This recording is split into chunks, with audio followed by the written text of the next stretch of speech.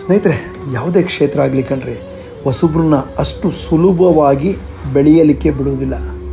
ನಮ್ಮ ಸ್ವಂತ ಪರಿಶ್ರಮದಿಂದ ನಿರಂತರ ಏಳು ಬೀಳುಗಳಿಂದ ಮೇಲೆದ್ದು ನಿಂತಾಗ ಮಾತ್ರ ನಾವು ಆ ಕ್ಷೇತ್ರದಲ್ಲಿ ಬೆಳೆಯಲು ಸಾಧ್ಯ.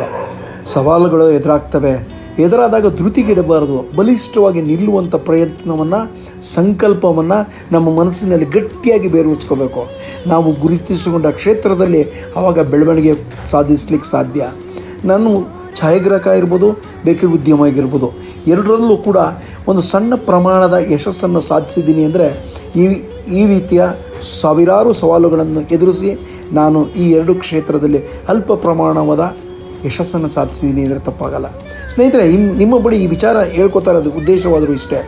ಅಸಂಖ್ಯಾತ ಹೊಸಬರಿಗೆ, ಅಸಂಖ್ಯಾತ ಕಿರಿಯರಿಗೆ ಈ ಒಂದು ನನ್ನ ಸಂದೇಶ ಒಂದು ಸಣ್ಣ ಕೂದಲೆಳೆಯ ಸಹಾಯವನ್ನು ಅಥವಾ ಅವರಿಗೆ ಸ್ಫೂರ್ತಿಯನ್ನು ನೀಡಲಿ ಎನ್ನುವುದಷ್ಟೇ. ಧನ್ಯವಾದ.